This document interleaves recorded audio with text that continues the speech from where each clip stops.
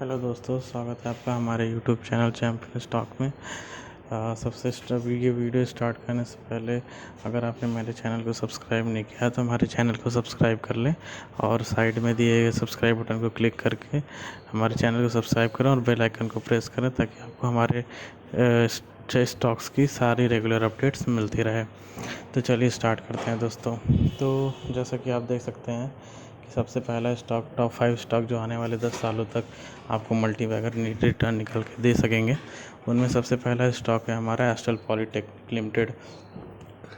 ये stock basically pipes and fittings में काम करता है। ये building construction, agriculture department, borewell construction, हर जगह ये है जिसमें अपनी पाइप्स को वैरायटी ऑफ पाइप्स को प्रोवाइड कराता है। तो जैसा कि इस लॉकडाउन में गवर्नमेंट ने कंस्ट्रक्शन को इजाज़त दे रखी है, तो कंस्ट्रक्शन आने वाले 10 सालों तक चलता ही रहेगा। तो ये पाइप्स की डिमांड कभी भी आने वाले 10 सालों में कभी भी ख़त्म नहीं हो सकती है। तो इस वजह से ये कंपनी भी ग्रो करेगी और ये स्टॉक भी धीरे धीरे ग्रो करेगा। तो जैसा कि आप देख सकते हैं 22 तारीख को इसने अपना लो 842 रुपये बनाया था।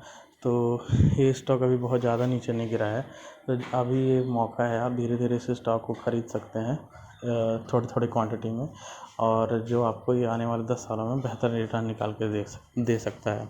तो इसके प्रीवियस ईयर परफॉर्मेंस की बात करते हैं। चलिए, तो इसके प्रीवियस ईयर परफॉर्मेंस की बात करें तो आप देख सकते हैं कि पिछले एक महीने में इसने मात्र 2.5% के नेगेटिव रिटर्न निकाल के दिए हैं। और अगर बात करें पिछले एक साल की, तो इसने पिछले एक साल में सिर्फ 15.12% के निगेटिव रिटर्न दिए हैं, जहां कंपनियां आजकल यहाँ 30% तक डाउन हो चुके हैं, 30-40% तक डाउन हो चुके हैं। और अगर हम बात करते हैं इसके 5 साल के परफॉर्मेंस की, तो जैसा कि आप देख सकते हैं इसने 5 साल में इस स्टॉक ने मल्टीबैगर रिटर्न निकाल के दिए हैं। 1 लाख को इसने बनाया है 2,55,000 रुपये। तो जैसा कि इसने अब पिछले 5 साल का कंसिस्टेंट परफॉर्मर रहा है, ये अच्छे रिटर्न निकाल के दिए हैं। तो ये भी आने वाले अगले 10 सालों तक अच्छा रिटर्न निकाल के देगा। अगर अभी तक इसकी बात करें तो इसने अभी तक बहुत ही अच्छे रिटर्न निकाल के दिए हैं। 9,875% इसने पॉजिटिव रिटर्न निकाल के दिए हैं। तो हमारा जो दूसरा स्टॉक है टॉप 5 में, वो है रिलैक्सो फुटवेयर लिमिटेड। जैसा कि आप देख सकते हैं 22 मई को इसने अपना 54.25 रुपये का लो बनाया था। तो ये भी काफ़ी अच्छा है, अच्छा स्टॉक है, जो कि मुझे लगता है कि आने वाले 10 सालों तक काफ़ी अच्छा रिटर्न निकाल के देगा। क्योंकि जैसा कि आप जानते हैं लॉकडाउन में कुछ सारी चीज़ें बंद चल रही हैं, मगर ये जैसे रिलैक्सो फुटवेयर लिमिटेड, जैसे इसके नाम से ही आप जान सकते हैं कि फुटवेयर्स में काम करता है। बाटा इंडिया के बाद इसका दूसरा नंबर आता है जो फुटवेयर सेक्शन में लीडर है। तो आने वाले 10 सालों में कभी भी कोई लोग जूता चप्पल पहनना छोड़ेंगे नहीं। शूज़ की डिमांड कभी कम नहीं होगी, फुटवेयर्स की डिमांड कभी कम नहीं होगी। तो मुझे लगता है कि आने वाले 10 सालों में अच्छा रिटर्न निकाल के दे सकता है। बात करें अगर इसके फाइनेंशियल चार्ट पैटर्न की, चलिए वो भी देख लेते हैं। जैसा कि हम इसके रिलैक्सो फुटवेयर लिमिटेड के चार्ट पैटर्न पे आ गए हैं, तो जैसा कि आप देख सकते हैं कि इसने पिछले एक महीने में 6.25% के पॉजिटिव रिटर्न निकाल के दिए हैं। तो इतनी गिरावट के बावजूद भी अगर कोई स्टॉक पॉजिटिव रिटर्न निकाल के दे रहा है, तो आप जान सकते हैं वो फंडामेंटली कितना स्ट्रॉन्ग शेयर होगा। तो उसी स्टॉक में से रिलैक्सो फुटवेयर लिमिटेड एक बहुत ही अच्छा स्टॉक है, जो कि मिड कैप सेगमेंट का स्टॉक है। तो अगर हम इसके एक साल के पैटर्न की बात करते हैं, तो एक साल में इसने अभी तक इतनी गिरावट के बावजूद भी 64.71% के पॉजिटिव रिटर्न निकाल के दिए हैं, जो कि किसी भी अच्छे स्टॉक की एक निशानी होती है कि वो अगर इतनी गिरावट के बावजूद अगर पॉजिटिव रिटर्न निकाल कर दे रहा है, तो सोच सकते हैं आप वो कितना फंडामेंटली स्ट्रॉन्ग शेयर होगा। अगर हम इसके 5 साल के पैटर्न की बात करें, जिसने 5 साल में मल्टी बैगर रिटर्न निकाल के दिए हैं, 216.82% के पॉजिटिव रिटर्न निकाल के दिए हैं। इसने 1 लाख को 3,16,000 बनाया है। और अगर हम बात करें अभी तक के इसके परफॉर्मेंस की, तो अभी तक इसने 4,540.09% का पॉजिटिव रिटर्न निकाल के दिया है। तो आप सोच सकते हैं कि आने वाले ये 10 सालों में कितना अच्छा मल्टी बैगर रिटर्न निकाल के दे सकता है। अगर ये इस तरह के कोरोना जैसे सिचुएशन में भी अच्छा परफॉर्म कर सकता है, तो जब स्थिति सुधरेगी, परिस्थितियाँ सामान्य होंगी, तो ये कितना अच्छा अपना कितना अच्छा स्टॉक है ये, जो अच्छा रिटर्न निकाल के देगा। तो चलिए हम बात करते हैं अपने तीसरे स्टॉक की। जैसे कि आप देख सकते हैं, हमारा तीसरा स्टॉक IRCTC है। ये IRCTC अपनी तरह का एक मोनोपोली स्टॉक है, जो कि जिसका कोई भी अभी तक लीडर नहीं है। क्योंकि अगर आपको टिकट बुक करनी है या ट्रेन से यात्रा करनी है या कुछ भी आपको IRCTC के ट्रेन से रिलेटेड कुछ भी काम करना होता है, अगर टिकट भी बुक करनी होती है या कुछ कंपेयर वगैरह भी करना होता है वेबसाइट पे, तो आपको इसी के पोर्टल के थ्रू ही लॉगिन करना पड़ेगा, इसी के सर्वर के थ्रू ही जाना पड़ेगा। तो IRCTC अपने तरीके का एक बहुत ही मोनोपोली स्टॉक है, जिसका कोई भी कॉम्पिटिटर नहीं है। तो इस स्टॉक पर लिस्ट हुए अभी ज़्यादा वक्त नहीं हुआ है, फिर भी लेकिन जब से ये लिस्ट हुआ है तब से इसने बहुत ही अच्छा कंसिस्टेंट परफॉर्म दिया है। तो जैसे कि आप देख सकते हैं कि 22 मई को ये स्टॉक 23.2 पर चढ़ के 1423 रुपये पे क्लोज़ हुआ था। अगर हम बात करें इसके फंडामेंटल्स की, तो चलिए वो भी देख लेते हैं। जैसे कि हम देख सकते हैं, मैंने IRCTC का चार्ट पैटर्न खोल लिया है। अगर हम बात करें इसके पिछले 1 महीने की परफॉर्मेंस की, तो इसने -10.72% का निगेटिव रिटर्न निकाल के दिए हैं। जहाँ कंपनी जानते हैं कि बहुत ज़्यादा नीचे गिर गई है, वहीं ये अपना परफॉर्मेंस को कंसिस्टेंट रखा हुआ है। अभी इस कंपनी को लिस्ट हुए 1 साल नहीं हुए हैं, बट फिर भी देख सकते हैं जब से ये कंपनी लिस्ट हुई है अभी डेटा अवेलेबल नहीं है, बट मैं फिर भी आपको दिखाना चाहूँगा। तो जैसा कि आप देख सकते हैं, जब से ये कंपनी लिस्ट हुई है तब से इसने अभी तक 95.49% के पॉजिटिव रिटर्न निकाल के दिए हैं। चूँकि अपनी तरह की एक ये मोनोपोली कंपनी है, जो कि इंडिया में अगर आपको ट्रेन से रेल से सफ़र करना है तो आपको IRCTC में ही जो भारत सरकार की कंपनी है IRCTC, उसमें ही सफ़र करना पड़ेगा, आपके पास उसके अलावा कोई और ऑप्शन नहीं है। तो इससे अच्छा स्टॉक आने वाले 10 साल में नहीं हो सकता, जो कि आपको मल्टी बैगर रिटर्न निकाल के दे सकती है। तो चलिए चलते हैं अपने चौथे स्टॉक पे।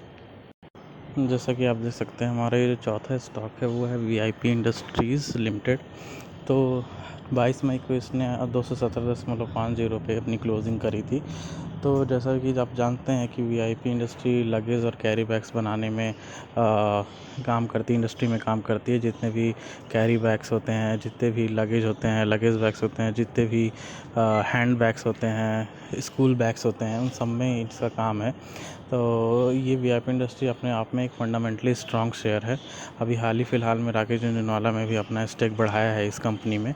तो आप जान ही सकते हैं, अगर कोई इतने बड़े दिग्गज कोई अपना स्टॉक अगर किसी स्मॉल कैप इन कंपनी में बढ़ाते हैं, तो आप जान सकते हैं कि वो आने वाले 10 सालों में कितना अच्छा परफॉर्मेंस निकाल करके दे सकता है। तो अगर हम इसके बात करें इन VIP इंडस्ट्रीज़ के ब्रांड्स के बारे में, तो अगर हम बात करें इसके ब्रांड्स के बारे में, तो आप देख ही सकते हैं कि इसके ब्रांड्स कितने अच्छे हैं। एस्ट्रोक्रैट, स्काई बैग्स, VIP, अल्फ़ा, ठीक है, और कार प्रेस, जो कि लड़कियों के क्लच बैग्स वगैरह बनाने में ज़्यादा काम करती है। स्काई बैग्स जो कि यूथ के सेगमेंट्स के लिए निकाली गई है, और VIP bags heavy luggage bags में काम करती है। तो और अल्फ़ा भी उसी कैटेगरी का ब्रांड है। तो इतने फंडामेंटली स्ट्रॉन्ग ब्रांड होने की वजह से ये कंपनी भी काफ़ी अच्छी फंडामेंटली स्ट्रॉन्ग है। तो इस वजह से ये काफ़ी अच्छा ग्रोथ निकाल दे सकती है, क्योंकि इस पे जैसे ही ये लॉकडाउन ख़त्म होगा, तो लोग ट्रैवल करना शुरू करेंगे। अगर डोमेस्टिक ही ट्रैवल शुरू करते हैं तो उनको कैरी बैग्स है, हैंड बैग्स, स्कूल बैग्स की ज़रूर पड़ेगी। तो इसका भी बिज़नेस कभी आने वाले 10 सालों में बंद होने वाला नहीं है। तो अगर हम परफॉर्मेंस चार्ट खोल लिया है, तो अगर हम बात करें इसके आने वाले पिछले 1 महीने की, जिसने पिछले 1 महीने में -1.36% के निगेटिव रिटर्न दिए हैं। और अगर हम बात करें पिछले 1 साल की, तो इसने पिछले 1 साल में -50.46% के निगेटिव रिटर्न निकाल के दिए हैं। लेकिन इतनी बड़ी गिरावट के बावजूद जहाँ बड़ी कंपनियाँ इतना टूटी हैं, तो वीआईपी इंडस्ट्री जैसी स्मॉल कैप कंपनीज़ भी ज़रूर टूटने की पूरी संभावना थी। मगर अगर हम इसके आने वाले 10 साल की बात करें, तो इसका फ्यूचर काफ़ी अच्छा दिखाई पड़ता है हमें। तो अगर हम इसके पिछले 5 साल की परफॉर्मेंस को चेक करें, तो अगर पिछले 5 साल में इसने अभी भी इतनी गिरावट के 50% के नेगेटिव रिटर्न के बावजूद इसने 126.34% के पॉजिटिव रिटर्न निकाल के दिए हैं।